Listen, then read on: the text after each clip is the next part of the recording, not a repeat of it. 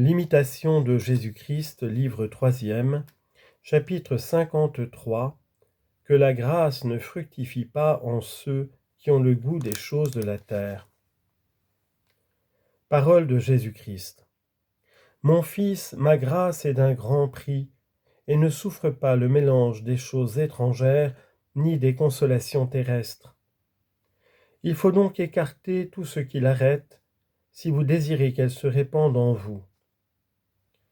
Retirez-vous dans un lieu secret, aimez à demeurer seul avec vous-même, ne recherchez l'entretien de personne, mais que votre âme s'épanche devant Dieu en de ferventes prières, afin de conserver la componction et une conscience pure. Comptez pour rien le monde entier, et occupez-vous de Dieu plutôt que des œuvres extérieures. Car votre cœur ne peut être à moi et se plaire en même temps à ceux qui passent. Il faut vous séparer de vos connaissances et de vos amis, et sevrer votre âme de toute consolation terrestre. C'est ainsi que le bienheureux apôtre Pierre conjure les fidèles serviteurs de Jésus-Christ de se regarder ici-bas comme des étrangers et des voyageurs. Ô qu'il aura de confiance à l'heure de la mort, celui que nul attachement ne retient dans ce monde. Mais un esprit encore malade ne comprend pas que le cœur soit ainsi détaché de tout, et l'homme charnel ne connaît pas la liberté de l'homme intérieur.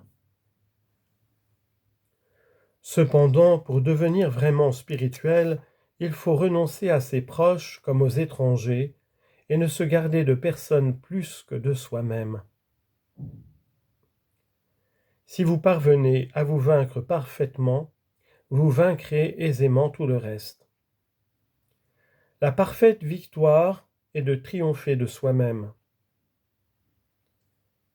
Celui qui se tient tellement assujetti que les sens obéissent à la raison, et que la raison m'obéisse en tout, est véritablement vainqueur de lui-même et maître du monde.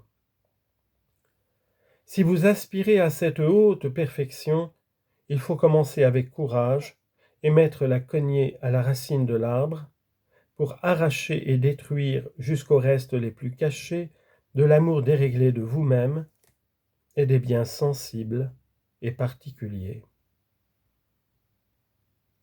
De cet amour désordonné que l'homme a pour lui-même naissent presque tous les vices qu'il doit vaincre et déraciner, et dès qu'il l'aura subjugué pleinement, il jouira d'un calme et d'une paix profonde.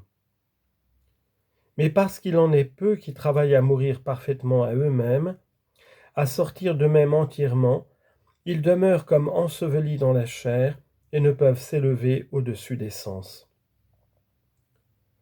Celui qui veut me suivre librement, il faut qu'il mortifie toutes ses inclinations déréglées et qu'il ne s'attache à nulle créature par un amour de convoitise ou particulier.